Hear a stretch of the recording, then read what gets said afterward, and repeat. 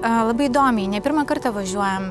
Visą laiką būna toks truputuką kaip jaudulys, vis tiek ruošiamės, vis tiek galvojam, bet man šis kartas yra kitoks nei prieš tai buvę.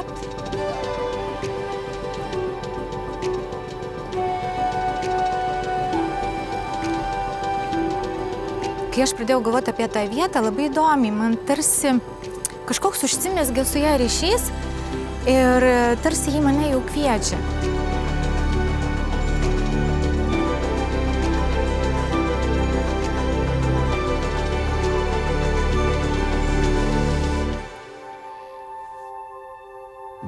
Kitur Naujienos kaimą nesunkiai rasite kelyje tarp Kudirkos Naumiesčio ir Šakių.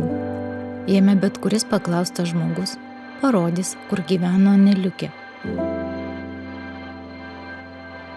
Būtent ji ne kartą patyrė apsireiškimo stebuklus. Taip šalia jos trobos laukuose išdygo Dievo gailestingumo bažnyčia. Tai viena stipriausių po Šiluvos tokio pobūdžio vietų Lietuvoje. Teko ne iš vienų lūpų girdėti apie stebuklingus pasveikimus ar keblių situacijų netikėtus išsprendimus.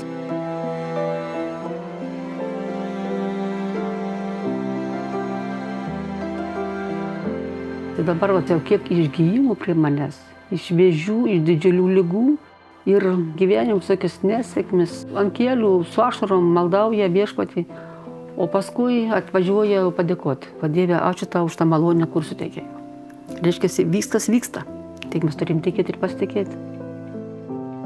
Aneliukė buvo paprasta kaimo moteris su nepaprastai stipria ir didinga dvasia, spinduliuojančia meilę ir tikėjimą. Ji kalbėjo apie meilę, joje gyvendama. Ir jis sakydavo, kas bebūtų, koks įvykis bevyktų, niekada neturėkit piktumo. Visada turi būti taikoj su žmogum. Labai jau ji moteriški, tikrai švelni, visus mylinti, įglostanti ir jau žmonių tokių reta. Ji gimė kupinam kančios, nepriteklių ir išbandymų gyvenimui, kad įrodytų, jog net nepakeliamomis sąlygomis galima išlaikyti dvasingumą ir tikėjimą.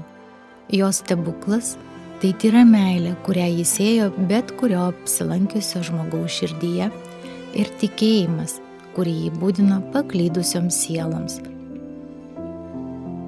Kiekvienas žmogus savaip čia. Viens ateina, nieko nejaučia, kits tiesiog aikčioja, kad čia širdį pakeitė. Viešpats čia teikia malonės. Jūs pasakot, kokia čia ramybės atėdė. Ar jaučiat tokią kažkokią ramybę čia? Širdis tokį pakėlėjimą, kažkas tokį. Daug žmonių atvažiavę, pradžioj, kai aš būdavau, verkia, dreba. Sako, nežinau, kas čia manim pasidarė, ar čia manim velnias pristojo, pavyzdžiui, man taip nebuvo. Įvažiavome tą vietą, sukomės, pradėjo mane drebinti arba ašaros byrėti, ar dar kažkokie įvykiai. Ir kadangi aš viską žinau, apie tos dalykus Aneliukė pasakodavau, sakau, jūs gavote šventosios dvasios malonės, už tai viskas vyksta. Tai tikėjimo grąžinimo, širdies apvalymo bei atsiprašymų vieta. Čia vertėtų melstis už tuos, kurių nutrūkęs tikėjimo siūlas, jungiantis su didžiuoju tėvu, nesvarbu, ar tai jums artimi žmonės, ar tik pažįstami, ar net svetimi.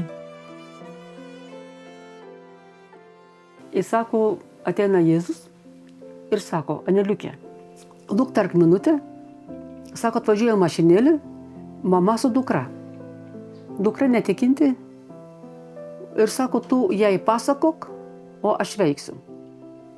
Ir įeina, sako, ir pamato tą dukrą tų paveikslų, tų kryžių ir sušunka, kur tu mane atvežei. Ir sako, bet tos dukros pradėjau kalbėti, pradėjo nedrebėti, pradėjo verkti. Mamytė, tu man dovanok, aš dabar tikrai tikiu. Tai va, viešpatis malonė. Tai meilės atgavimo savyje, susitaikymo su savimi vieta. Meilė – tai didžiausias stebuklas žemėje, kurio vienas žmogus gali apdovanoti kitą. Jis sušildo net labiausiai sužvarbusias ir surambėjusias širdis.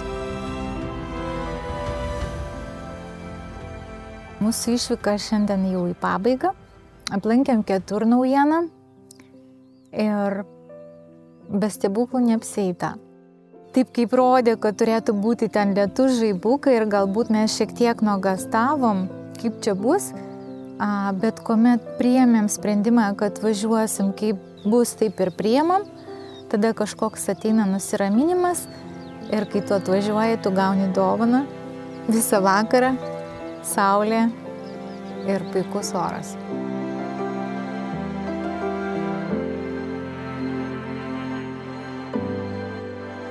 Būk pasveikinta švenčiausioji Dievo motina, palaimink mane meiliai.